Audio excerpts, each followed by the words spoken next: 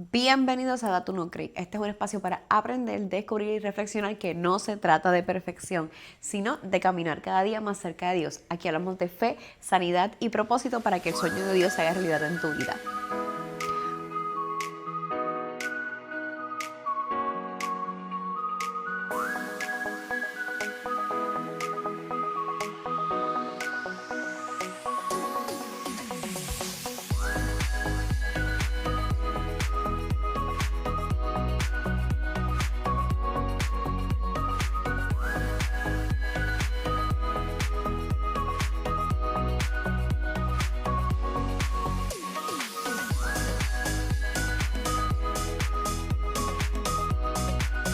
Buenos días, buenas tardes, buenas noches, desde donde quiera que me estés viendo, a la hora que me estés viendo. Gracias por estar aquí en este nuevo episodio de Datu No Upgrade. Mi nombre es Juicy Esquilín, yo soy su host y quiero, antes de comenzar, como siempre, agradecerte el apoyo que le das a este podcast. Te pido por favor que nos sigas en Instagram, en Facebook, en TikTok.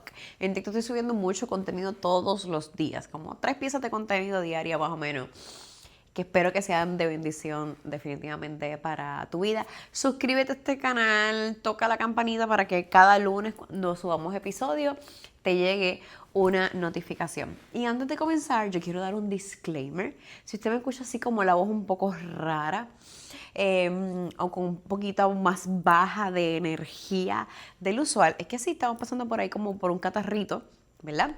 Pero eso no iba a detener el hecho de que yo compartiera lo que el Señor ha puesto en mi corazón para compartir con ustedes en este episodio. Si la memoria no me falla, creo que 26 o 27, por ahí estamos. Ahora mismo no me acuerdo cuál.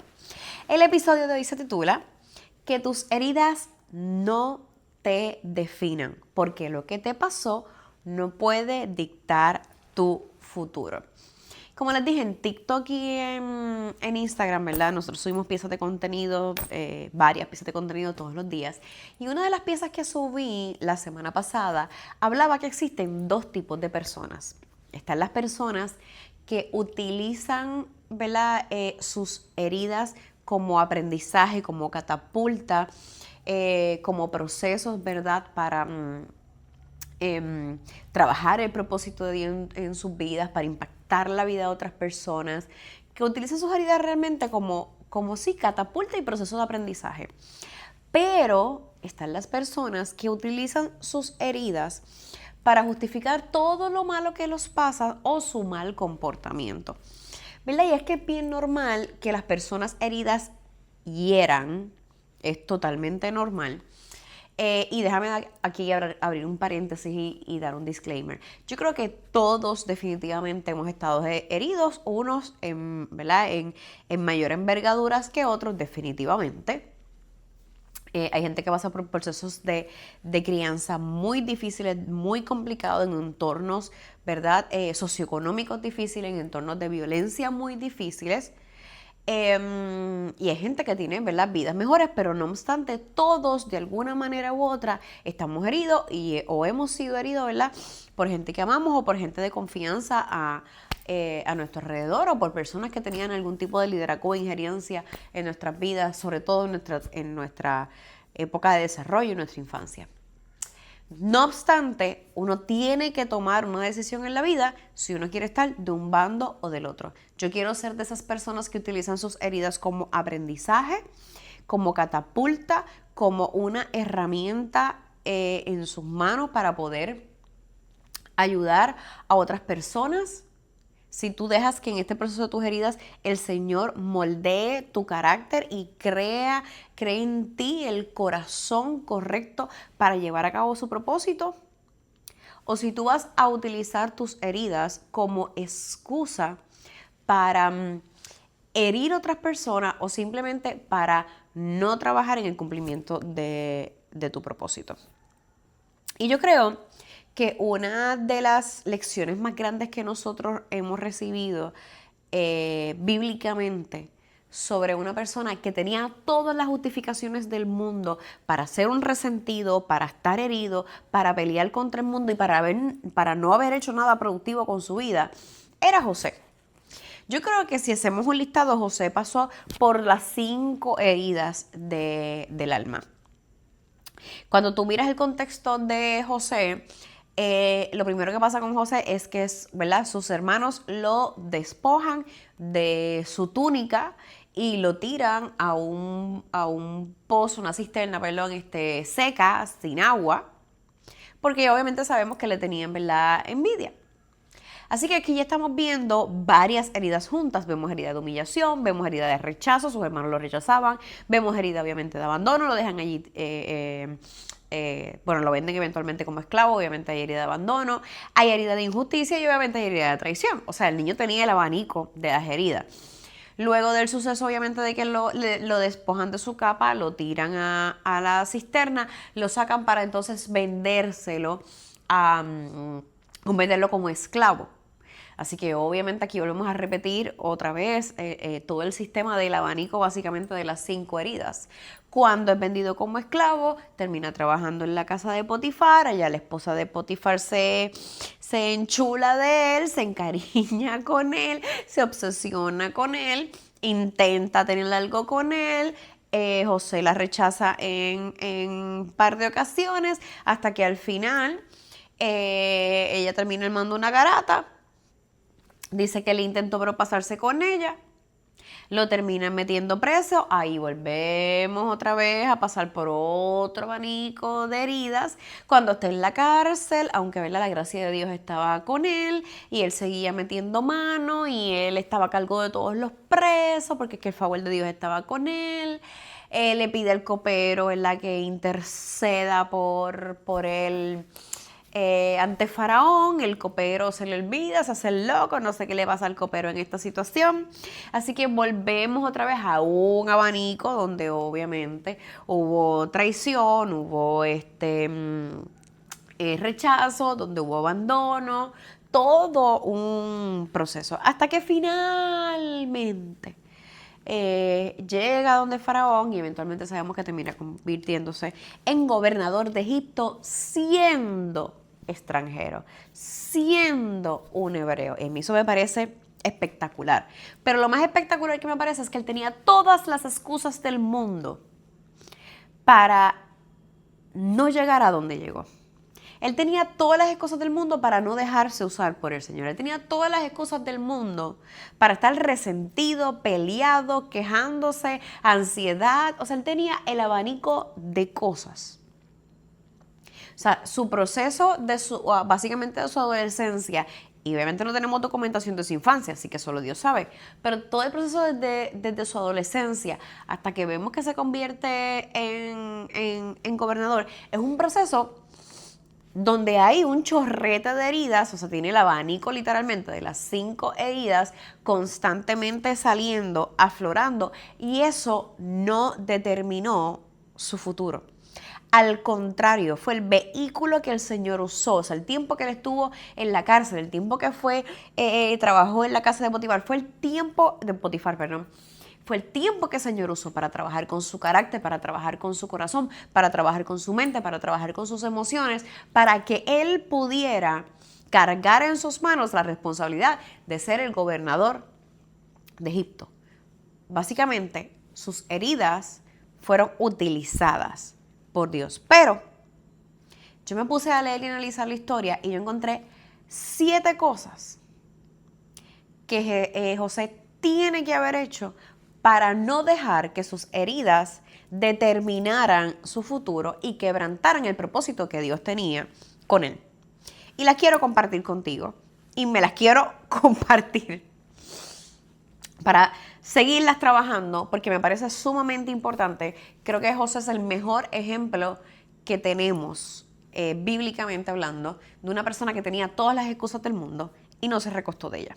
Lo primero, José permitió que el dolor que él sentía formara su carácter y no se convirtiera en amargura.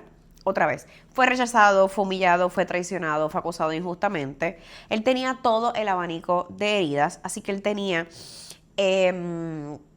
la justificación necesaria para ser un resentido, ser un amargado, estar molesto con el mundo.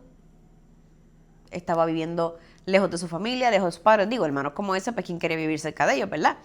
Pero ajá, él utilizó su dolor para formar su carácter. Él permitió que en ese tiempo el Señor formara en él su carácter.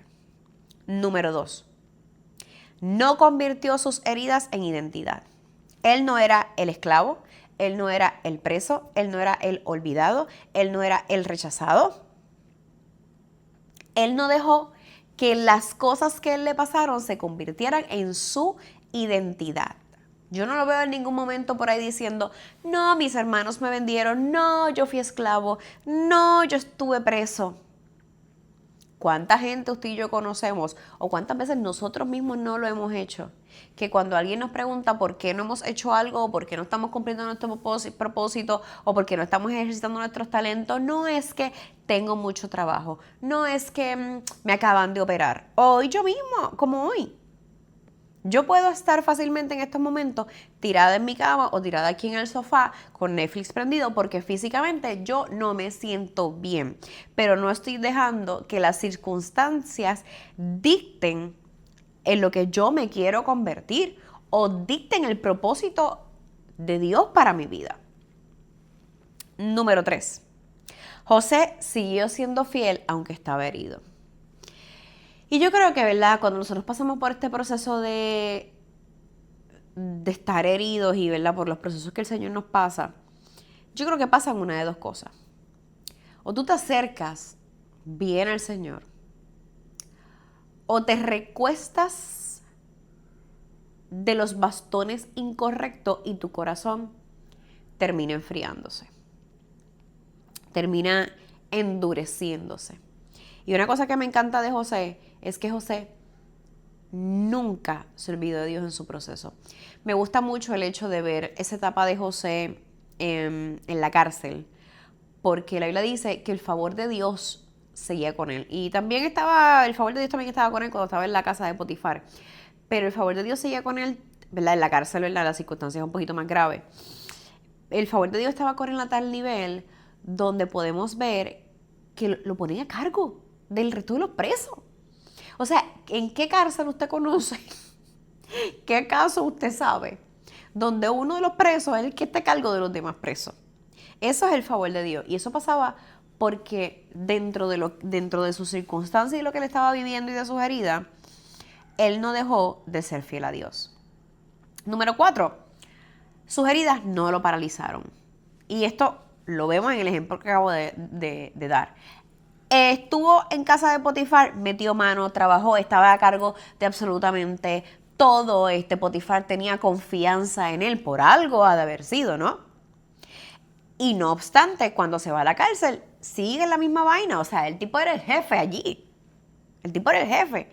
Es más, en la cárcel él interpretaba sueños también. O sea, él no se paralizó debido a las circunstancias en las que estaba viviendo. O sea, él estaba claro que sus heridas no podían paralizarlo, que sus heridas no podían quitarle el don que ya le había sido otorgado. Número 5, y esta me encanta. Esta me encanta. José dejó salir sus emociones. Mire, mi hermano, y tuve que buscarlo antes de grabar. Porque yo sí sabía que cuando sus hermanos habían ido a verlo, él había llorado. Y me encanta porque Génesis 42:24 lo dice, que tuvo que apartarse de ellos y lloró. O sea, cuando él vio a sus hermanos, sus emociones fueron removidas. Definitivamente. Y es que ahorita estaba grabando un contenido, ¿verdad? Y estaba hablando de este tema específicamente. Nosotros nacemos sintiendo. Y a medida que el tiempo pasa, la sociedad nos enseña a reprimir esas emociones. Pero nuestro primer idioma, nuestro primer modo de comunicación, cuando nosotros llegamos a este mundo, es sentir. Cuando usted nace llorando. Y su mamá sabe que usted tiene hambre porque llora. Y su mamá sabe que a usted le duele algo porque llora. Y su mamá sabe que usted quiere sentirse cerca de ella porque llora. Y después que llora, a los par de meses uno aprende a reírse. Y su mamá sabe que usted está bien porque usted se está riendo. Y su mamá sabe que usted se siente mal porque usted está amotetado, como decimos acá en Puerto Rico. ¿Ok? O sea, nosotros nacemos sintiendo, expresando emociones en nuestro primer idioma. La sociedad nos enseña todo lo contrario. Y me encanta ver que José terminó llorando cuando vio a sus hermanos. Esto significa, ¿verdad?, que independientemente que él haya sanado o no haya sanado, hay unas emociones ahí. O sea, el sanar, y eso vamos ahora, el sanar no es sinónimo a que tengamos Alzheimer. Es que ya no vivimos reaccionando desde la herida. Ya la herida no dicta nuestra forma de comportarnos. Again, el que usted sane no significa que usted no sienta. El que usted sane significa que ya usted no actúa dirigido por esa herida. Número 6, evidentemente José perdonó. ¿Cómo lo sabemos? Porque ayudó a sus hermanos. Le dio a manos llenas a sus hermanos y mandó a traer a su papá. Él perdonó a su familia. Y por supuesto, número 7, que queda totalmente implícito, es que sanó. Sanó. ¿Cómo sabemos que sanó? Again, perdonó y tuvo una relación con sus hermanos y tuvo una relación con su papá. Porque cuando tuvo el poder para destruirlo, vengarse, sacar a vaciar sus heridas, no lo hizo. Eligió amar, eligió el amor. No significa, ¿verdad?, que se olvidó de lo que pasó, lo vemos porque lloró. Significa que no reaccionó desde lo que muchas personas hubieran pensado que era su derecho. Sus hermanos lo traicionaron, sus hermanos lo humillaron, sus hermanos lo abandonaron, sus hermanos lo rechazaron. Él tenía todo el derecho del mundo para el mundo. Utilizar la venganza como un medio, pero él decidió sanar y decidió perdonar porque sus heridas no dictaron su futuro. ¿Verdad? Y tal vez tú también estés pasando o hayas pasado por situaciones bien difíciles y bien complicadas. Tal vez no puedes controlar, ¿verdad? Nadie yo creo que puede controlar, ¿verdad?, sobre todo en nuestra vida, nuestro desarrollo, que nos hayan herido. Yo creo que eso es inevitable. Pero sí puedes decidir en qué te quieres convertir después de esas heridas. Tus heridas pueden convertirse en cadenas o pueden convertirse en el proceso para formar tu carácter. José fue herido muchas veces, pero nunca permitió que sus heridas decidieran en qué él se iba a convertir y nunca permitió que sus heridas se metieran con el propósito que el Señor tenía para él. La meta nunca va a ser olvidar lo que pasó. La meta es que lo que pasó no controle tu vida y no dañe el propósito que el Señor tiene contigo. La pregunta para reflexionar en este episodio es: ¿tus heridas te controlan o tu esperanza está puesta en lo que Dios dice sobre ti? ¿A quién le vas a creer? Esa es la pregunta. Vamos a orar. Padre, gracias. Gracias por recordarnos que tú eres más grande que nuestras heridas. Gracias por recordarnos que nuestra identidad está en ti, en lo que tú dices de nosotros y en el propósito que nos has otorgado. Gracias porque ese propósito, Señor, no tiene forma de quebrantarse por lo que nos hayan dicho, por lo que nos hayan hecho, por las circunstancias que nos hayan permitido, que nos haya, ¿verdad?, la vida llevado a vivir. Te quiero pedir, Señor, en este momento que a cada persona que nos está viendo, Señor, le des la fuerza, la fortaleza, Señor, para usar sus heridas como combustible, Señor, para cumplir con el propósito que tú nos has enviado, Señor. Que no sean cadenas, que no sean ataduras, que no se dejen controlar por el miedo a sus heridas, Señor, sino que sean el vehículo que tú utilizas, Señor, para bendecir otras vidas. En el nombre de tus hijos amados te pido, Señor, por ellos y por mí también. En el nombre de Jesús. Amén. Bueno, gracias por escuchar este episodio y recuerda que evidentemente el camino puede ser difícil, pero con un corazón dispuesto y la guía del Espíritu Santo, el sueño de Dios para tu vida siempre, no importa tus heridas y tus circunstancias, el sueño de Dios para tu vida siempre se cumplirá. Nos vemos en el próximo episodio. Bye.